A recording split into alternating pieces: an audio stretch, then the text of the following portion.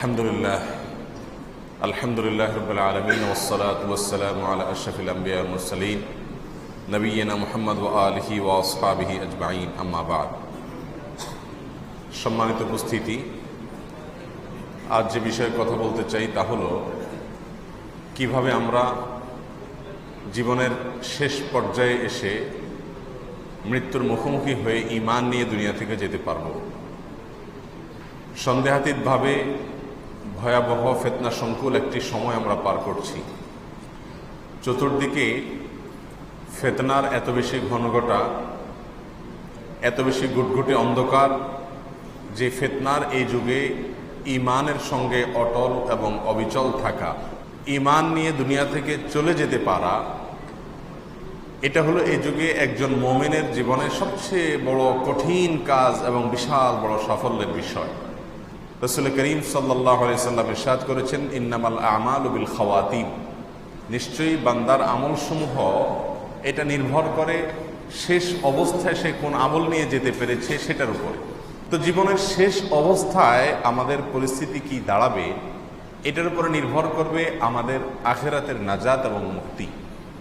সেজন্য একজন মুমিন তার জীবনের শেষ অবস্থা নিয়ে যার পর নাই চিন্তিত থাকবেন, পেরেশান থাকবেন, ব্যাকুল থাকবেন এবং টেনশন করতে থাকবেন যে আমার জীবনের শেষ অবস্থা কি হয়, আমি কি ঈমান নিয়ে যেতে পারি নাকি ঈমান হারা হয়ে আল্লাহ না করুন আমাকে যেতে হয়। সম্মানিত উপস্থিতি, চতুর্দিকে ঈমান হরণ করার জন্য যত আয়োজন বসেছে, বিশেষ করে শেষ জামানায় এসে শয়তান আমাদেরকে ঈমান হারা করবার জন্য যত রকমের উদ্যোগ নিয়েছে, তাতে নিরাপদে নিজের ঈমান এবং তাকওয়াকে নিয়ে কবরে চলে যেতে পারা এটা কঠিন একটা কাজ, চরম কঠিন একটি কাজ। আর এই কঠিন কাজটি সহজ হওয়ার জন্য বেশ কয়েকটি আমলের কথা আমরা পরামর্শ দেব। তার ভিতরে প্রথম যে আমলটির কথা বলতে চাই তা হলো কোরআন এবং সুন্নাহকে আঁকড়ে ধরা। এটা একজন মানুষ সঠিক পথের উপরে থেকে, সিরাতে মুস্তাকিমের উপরে থেকে, জান্নাতের পথে থেকে মৃত্যুবরণ করতে সবচেয়ে বেশি সহযোগিতা করবে যদি কেউ কোরআন এবং সুন্নাহকে আঁকড়ে ধরে।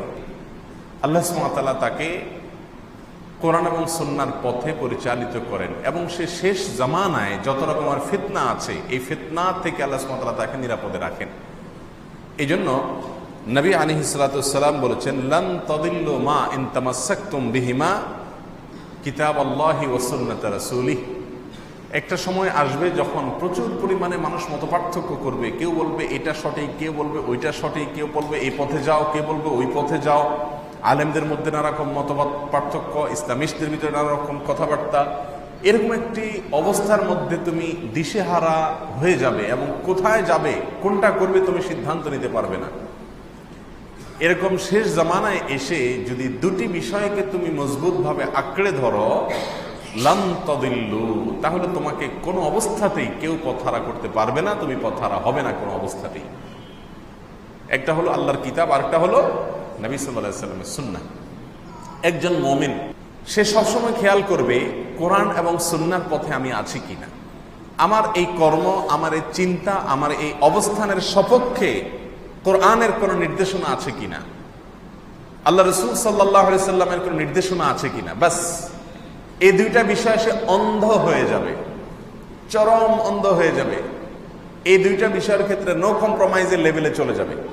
তাহলে ইনশাআল্লাহ তার শেষ জামানায়, জীবনের শেষ প্রান্তে বা কোনো পর্যায়ে এসে আল্লাহ সুবহানাহু ওয়া তাআলা তাকে গোমরাহ করবেন না, সে পথহারা হবে না, সে ঈমানের উপরে ইনশাআল্লাহ দুনিয়া থেকে যাবে। আল্লাহ তাআলা আমাদের সকলকে তৌফিক দান করুন। দ্বিতীয় কাজ হলো নেক আমলের উপরে নিজেকে সবসময় আবদ্ধ রাখা। এটার ফলেও ঈমানের মৃত্যু সহজ হয়। কারণ আল্লাহ সুবহানাহু ওয়া তাআলার নিজাম এবং সিস্টেম হলো বেশিরভাগ ক্ষেত্রে, কিছু ব্যতিক্রম বাদে বেশিরভাগ ক্ষেত্রে মানুষ জীবদ্দশাতে যে যে কাজ করে, যে যে অবস্থাকে বেছে নেয়, তার মৃত্যু হয় ওই অবস্থার উপরে, সে অবস্থার উপরে তার মওত হয়। অর্থাৎ ধরেন একজন মানুষ সারা জীবন প্রত্যেকটা কাজ কোরআন সুন্নাহ অনুযায়ী করার চেষ্টা করেছে, খুঁটে খুঁটে কোরআন সুন্নাহর আমলগুলোকে করার চেষ্টা করেছে, আল্লাহ সুবহানাহু ওয়া তাআলা তাকে সেটার উপরে কি দিবেন? ইনশাআল্লাহ মৃত্যু দিবেন। একটা লোক সারাদিন নাফরমানের পথে থাকে, তো ওই ব্যক্তির নাফরমানির পথেই তার মৃত্যু হবে, সেটাই স্বাভাবিক। তবে হ্যাঁ, কুল্লুন মুয়াসসারুন লিমা খুলিকা, এই হাদিসের আলোকে কোনো কোনো সময় রুট চেঞ্জ হয়ে যায়, ব্যতিক্রমও হয়ে যায়। এজন্য দ্বিতীয় আমল হলো ইসলামী শরিয়াকে পূর্ণাঙ্গভাবে ফলো করা, কোরআন সুন্নাহকে পূর্ণাঙ্গভাবে ফলো করা। আর এটার জন্য সহযোগিতা হয় যদি মানুষ একটা ভালো পরিবেশকে আঁকড়ে ধরতে পারে, ভালো মানুষের সঙ্গে থাকতে পারে। আল্লাহ সুবহানাহু ওয়া তাআলা বলেছেন, ইয়া আইয়ুহাল্লাযীনা আমানুত্তাকুল্লাহ, হে ঈমানদাররা তাকওয়া অবলম্বন করো, ওয়া কুনু মা'আস সাদিকিন, আর তাকওয়া অবলম্বন করার জন্য উপায় কি? কুনু মা'আস সাদিকিন, সত্যবাদীদের সাথে, ঈমানদারদের সাথে, ভালো মানুষদের সাথে উঠা বসা করা।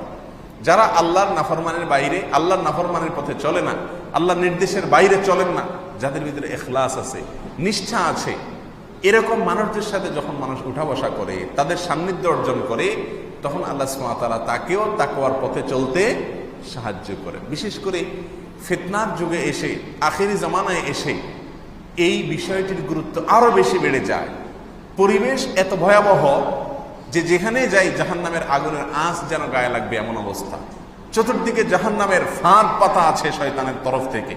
এরকম একটা পরিস্থিতিতে ভালো ভালো মানুষ যারা হারাম থেকে বেঁচে চলে, হালালের পথে চলে, তাকওয়ার পথে চলে, ইখলাসের পথে চলে, আল্লাহ সন্তুষ্টি ছাড়া জীবনে আর তাদের কোনো টার্গেট নেই, যারা বস্তুবাদী এই জীবন ব্যবস্থা থেকে অনেক দূরে, আল্লাহ সুবহানাহু ওয়া তাআলা তাদেরকে দ্বীনের জন্য, ঈমানের জন্য, আখিরাতের জন্য নির্বাচন করেছেন। এরকম মানুষগুলোর সঙ্গে খুঁজে খুঁজে, খুঁটে খুঁটে তাদের সাথে যদি চলা যায়, তাহলেও ঈমানের উপরে, নেকামলের উপরে অটল অবিচল থাকা যায়। আল্লাহ সুবহানাহু ওয়া তাআলা আমাদের সকলকে তৌফিক দান করুন।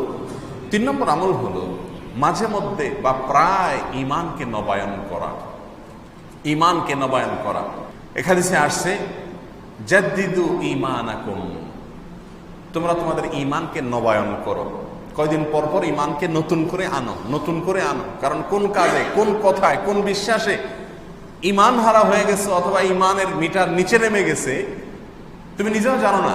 সেজন্য ঈমানকে বেশি বেশি নবায়ন করো। জাদ্দিদু ঈমানাকুম। ক্বালু কাইফা নুজাদ্দিদু ঈমানানা ইয়া রাসূলুল্লাহ, তারা জিজ্ঞাসা করলেন, হে আল্লাহর রাসূল, আমরা ঈমানকে কিভাবে নবায়ন করব? কি করলে ঈমানকে রিনিউ করা হবে? এই রিনিউটা কিভাবে করব? তিনি বললেন, ক্বাল আকসিরু মিন কওলি লা ইলাহা ইল্লাল্লাহ। তিনি বলেছেন যে এই যে কালিমাতুত তাইয়্যিবা, লা ইলাহা ইল্লাল্লাহ, এটাকে বেশি বেশি করে বলতে থাকো। কয়দিন পর পরই কালিমায়ে শাহাদাত পড়েন, ঈমান আনেন আল্লাহর প্রতি এবং ইস্তিগফার করেন, আশহাদু আল্লা ইলাহা ইল্লাল্লাহু ওয়া আশহাদু আন্না মুহাম্মাদান আবদুহু ওয়া রাসূলুহু। কয়দিন পর পরই করতে থাকেন, বলতে থাকেন, নতুন করে ঈমান আনেন। ঈমানকে কয়দিন পর পর ঘন ঘন করে রিনিউ করেন। কারণ শেষ জামানায় অনেক জানা অজানা নানা কারণে ঈমান মানুষের চলে যায়, ছুটে যায়, দুর্বল হয়ে যায়, যার কারণে বেশি বেশি ঈমান নবায়ন করা। এটা হলো ঈমানের সঙ্গে দুনিয়া থেকে যাওয়ার জন্য তৃতীয় গুরুত্বপূর্ণ একটি আমল। আল্লাহ সুবহানাহু ওয়া তাআলা আমাদেরকে বেশি বেশি করার তৌফিক দান করুন। নাম্বার 4, অনেক উলামায়ে কেরাম পরামর্শ দিয়েছেন মিসওয়াক করা বেশি বেশি করে। কারণ রাসূল করিম সাল্লাল্লাহু আলাইহি সাল্লামের জীবনের শেষ আমল ছিল মিসওয়াক। তিনি আয়েশা রাদিয়াল্লাহু তাআলা আনহার কোলে মাথা রেখে তার জীবনের শেষ নিঃশ্বাস যখন ত্যাগ করেছেন, তার জীবনের শেষ আমল ছিল মিসওয়াক করা। তো মিসওয়াক করে, কালিমায়ে শাহাদা পাঠ করে, আল্লাহর প্রতি ঈমান এটা প্রকাশ করে দুনিয়া থেকে চলে যাওয়ার যে তৌফিক নসিব হয়েছে, এখান থেকে অনেক উলামায়ে কেরামগণ বলে থাকেন যে এটার উপরে ভিত্তি করে মিসওয়াক বেশি বেশি করে করা, এটা ঈমানে মৃত্যুর জন্য সহায়ক একটি আমল। মিসওয়াক তো আমাদের সমাজ থেকে এখন বিদায় নিয়ে গেছে। এখন ব্রাশ, এটাকে আমরা একমাত্র আমাদের মুখ পরিষ্কারের জন্য অবলম্বন হিসাবে রেখেছি। অথচ ব্রাশের চাইতে মিসওয়াক নিয়মিতভাবে করা, এটা স্বাস্থ্যের জন্য যেমন ভালো, তেমন ঈমানের জন্যও ভালো। আর যদি বলেন যে না, ব্রাশ করতেই হবে, তো ব্রাশ করেন, ভিন্ন কথা, কিন্তু পাশাপাশি মিসওয়াকও করেন। নবী সাল্লাল্লাহু আলাইহি সাল্লাম বলেছেন যে আমি যদি তোমাদের জন্য কঠিন মনে না করতাম, লাউলা আন আশুক্কা আলা উম্মতি লামারতুহুম বিসওয়াকি ইনদা কুল্লি সালাহ আও ইনদা কুল্লি ওযু। কয়েক হাদিসে কয়েক রকম আসছে যে প্রত্যেক নামাজের সময় মিসওয়াক করার নির্দেশ আমি জারি করে দিতাম যদি আমি তোমাদের জন্য এটা কষ্টকর মনে না করতাম। এই জন্য মিসওয়াকের আমলটা খুব বেশি বেশি করা, এটাও ঈমানের সঙ্গে দুনিয়া থেকে বিদায় হওয়ার জন্য সহায়ক আমল। এই জন্য এই আমলটা বেশি বেশি করবো ইনশাআল্লাহ। নাম্বার 5, বেশ কিছু দোয়া আছে আল্লাহর কাছে একেবারে কায়মনোবাক্যে চোখের পানি ফেলে একাকী নিঃসঙ্গে বসে দোয়াগুলোর অর্থকে অনুধাবন করে বুঝে বুঝে আল্লাহর কাছে এই দোয়াগুলো সবসময় করতে থাকা, অ্যাপ্লিকেশন করতে থাকা যে আল্লাহ আমার জন্য ঈমানের সঙ্গে মৃত্যু হয়, আমি যেন তোমার প্রতি বিশ্বাস নিয়ে যেতে পারি, আমি যেন বেঈমান হয়ে যাওয়া না লাগে, আমার জন্য শেষ পরিণতিটা খারাপ না হয়, শেষ ভালো যার সব ভালো তার, এটা হাদিসেরই মর্মার্থ। অতএব আমার খারাপ যেন কর্মের মাধ্যমে আমার শেষ এবং বিদায় দুনিয়া থেকে না হয়, সেজন্য নবী আলাইহিস সালাম অনেকগুলো দোয়া শিক্ষা দিয়েছেন এবং স্বয়ং রাসূল করিম সাল্লাল্লাহু আলাইহি সাল্লাম অনেকগুলো দোয়া পড়তেন। আর কোরআনে কারীমও আল্লাহ সুবহানাহু ওয়া তাআলা অনেকগুলো দোয়া শিক্ষা দিয়েছেন, দোয়ামূলক অনেকগুলো আয়াত আছে, সেগুলো বেশি থেকে বেশি পাঠ করা। তার ভিতরে একটি দোয়া হলো আল্লাহুম্মা ইন্নী আউযু বিকা আন উশরিকা বিকা ওয়া আনা আ'লাম ওয়া আস্তাগফিরুকা লিমা লা আ'লাম। আল্লাহুম্মা ইন্নী আউযু বিকা, আল্লাহ আপনার কাছে আমি আশ্রয় চাই, আন উশরিকা বিকা ওয়া আনা আ'লাম, আমার জ্ঞাত সারে আমি জেনে বুঝে আপনার প্রতি শিরক হয়, আপনার প্রতি অংশীদার সাব্যস্ত করা হয়, এরকম ভয়াবহ অপরাধ থেকে আমি যেন বেঁচে থাকতে পারি, আপনার কাছে আমি আশ্রয় চাই। ও আস্তাগফিরুকা লিমা লা আ'লাম, আর আল্লাহ আমার অজান্তে, আমার অজ্ঞাত সারে, আমি টেরও পাই নাই এরকম কোনো ভাবে যেন কোনো শিরক আমার দ্বারা না হয়ে যায়, সেজন্য আপনার কাছে আশ্রয় চাই। আল্লাহুম্মা ইন্নী আউযু বিকা আন উশরিকা বিকা ওয়া আনা আ'লাম ওয়া আস্তাগফিরুকা লিমা লা আ'লাম। আল্লাহ জ্ঞাতসারে অথবা অজ্ঞাতসারে কোনোভাবে আমার দ্বারা যেন শিরক না হয়, এটা থেকে যেন বেঁচে থাকতে পারি। এই দোয়া বেশি বেশি করে আল্লাহর কাছে পাঠ করা এক। দ্বিতীয় দোয়া হলো ইয়া মুকাল্লিবাল কুলুব সাব্বিত কলবি আলা দীনিক, হে অন্তর পরিবর্তনকারী, হে রব, হে আল্লাহ, যার হাতে সমস্ত মানুষের অন্তর, অন্তরকে ঘোরানোর ক্ষমতা আপনার। ইয়া মুকাল্লিবাল কুলুব, হে অন্তরকে পরিবর্তনকারী আল্লাহ, সাব্বিত কলবি আলা দীনিক, আমার অন্তরকে আপনার দ্বীনের উপরে আপনি অটল অবিচল এবং এটার উপরে কায়েম দায়েম এবং স্থির রাখুন, এটার উপরে আমাকে স্থির রাখুন, আমি যেন এখান থেকে সরে না যাই, পা যেন পিছলে না যায়, কোনোভাবে যেন পা পিছলে আমি যেন গুমরাহির পথে না বাড়াই। ইয়া মুকাল্লিবাল কুলুব সাব্বিত কলবি আলা দীনিক, বেশি বেশি এই দোয়া পাঠ করা, নির্দিষ্ট কোনো সংখ্যা না, নির্দিষ্ট কোনো সময়ও না, সব সময় আল্লাহর কাছে এই দোয়া বেশি বেশি পাঠ করা। বিশেষ করে নফল নামাজের সেজদাতে আমরা বেশি বেশি পাঠ করতে পারি, এছাড়া দিনে রাতের যে কোনো সময় আল্লাহর কাছে এটা পাঠ করতে পারি, একাকী যখন হই। তাহলে দ্বিতীয় দোয়া হলো ইয়া মুকাল্লিবাল কুলুব সাব্বিত কলবি আলা দীনিক, হে অন্তর পরিবর্তনকারী, আপনার দিনের উপরে অটল রাখুন, এই দোয়া বেশি বেশি পাঠ করা।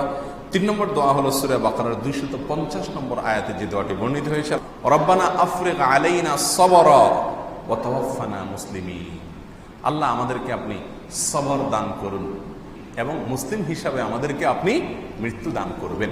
তাহলে মুসলিম হিসাবে মৃত্যু দান করার জন্য দোয়া করা হচ্ছে এখানে, ওয়া তাওয়াফানা মুসলিমিন, আল্লাহ আমাকে ওয়াফাত দিবেন, আমার মৃত্যু দান করবেন এমত অবস্থায় যেন আমরা আপনার প্রতি আত্মসমর্পণ করে ইসলামের উপরে অটল অবিচল থেকে যেন মৃত্যুবরণ করতে পারি, সেই তৌফিক দান করবেন।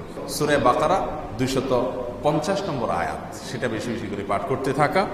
সেই সাথে সূরা আলে ইমরান আয়াত নম্বর 8, এখানেও ঈমানের সঙ্গে আমরা যেন মৃত্যুবরণ করতে পারি, সেজন্য আল্লাহ সুবহানাহু ওয়া তাআলা একটা দোয়া শিক্ষা দিয়েছেন, রব্বানা লা তুযিগ কুলুবানা বা'দা ইয হাদাইতানা ওয়া হাব লানা মিন লাদুনকা রাহমাহ ইন্নাকা আনতাল ওয়াহ্হাব। এর অর্থ হলো রব্বানা লা তুযিগ কুলুবানা বা'দা ইয হাদাইতানা, আল্লাহ আমরা হেদায়েত আপনার কাছে চেয়ে পাই নাই, না চেয়ে পেয়ে গেছি, এই যে হেদায়েতের উপর আপনি আমাদেরকে রেখেছেন, লা তুযিগ কুলুবানা, আমাদের অন্তরগুলোকে আপনি বাঁকা করে দিয়েন না, আমাদের অন্তরগুলোকে জান্নাতের রুট থেকে সরাই দিয়েন না, জাহান্নামের রুটে নিয়ে যায়েন না। লা তুযিগ কুলুবানা, আল্লাহ আমাদের অন্তরগুলোকে বাঁকা করে দিয়েন না, বক্র করে দিয়েন না। বা'দা ইয হাদাইতানা, আপনি হেদায়েত দিয়েছেন, এরপরে আপনি আর গোমরাহ করিয়েন না আল্লাহ। ওয়া হাব লানা মিন লাদুনকা রাহমাহ, আল্লাহ আপনার পক্ষ থেকে অনুগ্রহ আমাদেরকে আপনি দান করুন, ইন্নাকা আনতাল ওয়াহ্হাব, কারণ আপনি একমাত্র দানশীল, আপনি মহা দানশীল, সবকিছু আপনি দিয়ে থাকেন। এই দোয়া আল্লাহর কাছে বেশি বেশি পাঠ করা। সেই সাথে সূরা ফাতিহা প্রতিদিন প্রত্যেক রাকাত নামাজে পড়া আমাদের জন্য বাধ্যতামূলক করে দিয়েছেন রাসূল করিম সাল্লাল্লাহু আলাইহি ওয়াসাল্লাম। ইহদিনাস সিরাতাল মুস্তাকিম এই আয়াতটি রয়েছে সূরা ফাতিহার ভিতরে। এটা যখন আমরা পড়ি তখন এটার মর্ম, এটার অর্থ, এটার ব্যাখ্যা, এটাকে মনে করে মাথায় রেখে আল্লাহর কাছে অ্যাপ্লিকেশন এবং দোয়ার নিয়তে এটা পড়া। ইহদিনাস সিরাতাল মুস্তাকিম, আল্লাহ সঠিক এবং সোজা পথ আপনি আমাদেরকে দেখায় দেন, এটা আল্লাহর কাছে বেশি বেশি পড়া। সেই সাথে নবী রাসূলুল্লাহ সাল্লাল্লাহু আলাইহি ওয়াসাল্লাম শেখানো আরেকটি দোয়া, আল্লাহুম্মা ইন্নী আউযু বিকা মিনাল ফিতানি মা যাহারা মিনহা ওয়া মা বাতান। তিনি বলেছেন, আল্লাহ রাসূল সাল্লাল্লাহু আলাইহি ওয়াসাল্লাম বলেছেন যে তোমরা প্রকাশ্য এবং অপ্রকাশ্য সব ধরনের ফিতনা থেকে আল্লাহর কাছে আশ্রয় চাও। এই জন্য দোয়া করা, আল্লাহুম্মা ইন্নী আউযু বিকা মিনাল ফিতানি, আল্লাহ সব ধরনের ফিতনা, পরীক্ষা, যে পরীক্ষা বিচলিত হয়ে মানুষ পথহারা হয়ে যায়, এরকম ফিতনা থেকে আপনার কাছে আশ্রয় চাই। মা যাহারা মিনহা, যে ফিতনাগুলো বোঝা যায়, পরিষ্কার প্রকাশ্য সেগুলো, ওমা বাতান, যে ফিতনাগুলো বোঝা যায় না, উপর দিয়ে ভালোই মনে হয়, ভেতরে আসলে এর পেছনে ফিতনা লুকায়িত আছে, এই সব ধরনের ফিতনা থেকে আল্লাহ আপনার কাছে আমরা আশ্রয় চাই। এই জাতীয় দোয়াগুলো বেশি থেকে বেশি পাঠ করা, এটাও ঈমানের সঙ্গে দুনিয়া থেকে যাওয়ার জন্য সহায়ক আমল। আল্লাহ সুবহানাহু ওয়া তাআলা আমাদের সকলকে এই সব আমলগুলো বেশি থেকে বেশি করার তৌফিক দান করুন। ফিতনার এই ভয়াবহ যুগে, যেখানে চতুর্দিকে ফিতনার হাতছানি, জাহান্নামে যাওয়ার জন্য শত সহস্র অগণিত ফাঁদ শয়তান এঁটে রেখেছে, এখান থেকে বেঁচে থাকা, বেঁচে নিজের ঈমানকে বাঁচায়া আত্মরক্ষা করে তারপরে আখিরাতে আল্লাহর প্রতি পরিপূর্ণ ঈমানকে নিয়ে চলে যাওয়া, আল্লাহি এটা হলো এই যুগের সবচেয়ে বড় মিরাকল, এটা হলো এই যুগের সবচেয়ে বড় আশ্চর্যের বিষয়, যে কেউ তার ঈমানকে, তার দ্বীনকে পরিপূর্ণভাবে হেফাজত করে নিয়ে চলে যেতে পেরেছে দুনিয়া থেকে। আল্লাহ সুবহানাহু ওয়া তাআলা আমাদের সকলকে সেই তৌফিক দান করুন। জাযাকুমুল্লাহু খায়রা ওয়া আখিরু দাওয়ানা আনিল হামদুলিল্লাহি রাব্বিল আলামিন।